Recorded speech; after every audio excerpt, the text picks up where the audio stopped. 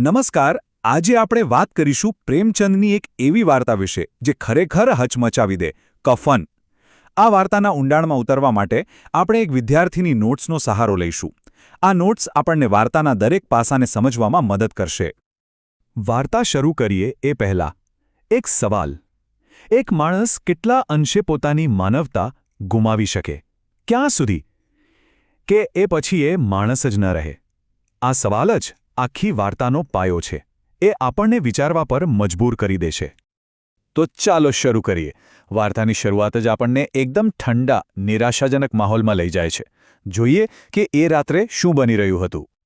તો આ સ્ટુડન્ટની નોટ્સ પ્રમાણે કલ્પના કરો, શિયાળાની કાળી ડિબાંગ રાત છે.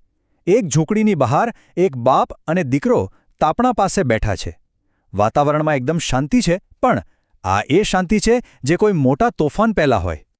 અને આ જે કોન્ટ્રાસ્ટ છે ને, એના પર ખાસ ધ્યાન આપજો. ઝૂંપડીની અંદર શું થઈ રહ્યું છે? એક સ્ત્રી જીવન-મરણ વચ્ચે ઝોલા ખાઈ રહી છે, પ્રસવની પીડાથી તડપી રહી છે. અને બહાર સંપૂર્ણ શાંતિ, જાણે કંઈ જ નથી બન્યું. તો આ જે બાપ દીકરો બહાર બેઠા છે, એ છે કોણ? એ છે ઘીસુ અને માધવ. અને આખા ગામમાં એમના નામની સારી એવી બદનામી હતી. ચાલો જાણીએ કેમ. અને અહીં જુઓ, કહેવાય ને કે જેવો બાપ એવો બેટો, બસ એ જ વાત છે. માધવ એના પિતા ઘીસુનો જ પડછાયો છે. ઘીસુએ જે રીતે આખી જિંદગી કાઢી, માધવ બસ એ જ રસ્તે ચાલી રહ્યો હતો. એમ કહી શકાય કે આળસ અને બેફિકરાઈ એમને વારસામાં મળી હતી. એમની લાઈફની ફિલોસોફી એકદમ સિમ્પલ હતી. 1 દિવસ કામ કરો તો 3 દિવસ આરામ કરવાનો. 1 કલાક કામ કરવાનું તો 1 કલાક ચલમ ફૂંકવાની. ઘરમાં જો મુઠ્ઠીભર અનાજ પડ્યું હોય ને, તો કામ પર જવાની કસમ ખાધેલી. ભૂખ્યા રહેવું મંજૂર, પણ કામ કરવું નહીં. અને સૌથી અજીબ વાત તો એ છે કે માથા પર દેવાનો ડુંગર, ચારે બાજુ ગરીબી, છતાં કોઈ ચિંતા જ નહીં, કોઈ અફસોસ નહીં, કોઈ શરમ નહીં, બસ પોતાની જ દુનિયામાં મસ્ત. ઓકે, તો હવે પાછા આવીએ એ ઝૂંપડી પર, જ્યાં બુધિયા પીડાથી કણસી રહી છે. ચાલો જોઈએ કે આ બાપ દીકરો એનું પીડા પર કેવો ઠંડો ગાર પ્રતિભાવ આપે છે.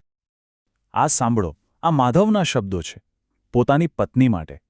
એની પીડા જોઈને એને દયા નથી આવતી, પણ ગુસ્સો આવે છે. એ રાહ જોઈ રહ્યો છે કે ક્યારે એ મરી જાય, જેથી આ બધું પતે. અને હવે પિતા ઘીસુની વાત.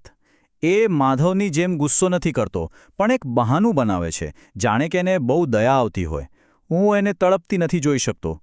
પણ સાચું કહું તો આ દયાનો માત્ર દેખાડો છે. અંદરથી તો બંને સરખા જ સ્વાર્થી છે. અને હવે આવે છે આખી વાતનો સૌથી ચોંકાવનારો ખુલાસો. આ નોટ્સમાં લખેલું છે. એમની આ બેફિકરાઈ પાછળનું અસલી કારણ શું હતું? કારણ હતું ઊંઘ. એ લોકો બુધિયાના મરવાની રાહ જોતા હતા. કેમ? જેથી એ લોકો શાંતિથી સૂઈ શકે. બસ આટલું જ. એમની ચિંતા બુધિયા નહોતી, એમની ઊંઘ હતી. એક જીવનો અંત એમના માટે શાંતિથી સૂવાનો એક મોકો હતો. તો બુધિયાનું મૃત્યુ થઈ જાય છે. અને હવે વાર્તામાં એક નવો વળાંક આવે છે. હવે એક નવી, પ્રેક્ટિકલ સમસ્યા એમની સામે આવીને ઊભી રહે છે. સમસ્યા છે અંતિમ સંસ્કારની. રિવાજ પ્રમાણે મૃતદેહ માટે કફનની વ્યવસ્થા કરવી પડે, પણ કફન માટે જોઈએ પૈસા. અને પૈસા તો એમની પાસે હતા જ નહીં. એટલે હવે શું કરવું? તો પ્લાન બને છે ગામના જમીનદારો પાસે જઈને પૈસા ભેગા કરવાના, પછી બજાર જઈને કફન ખરીદવાનું અને અંતિમ વિધિ પૂરી કરવાની.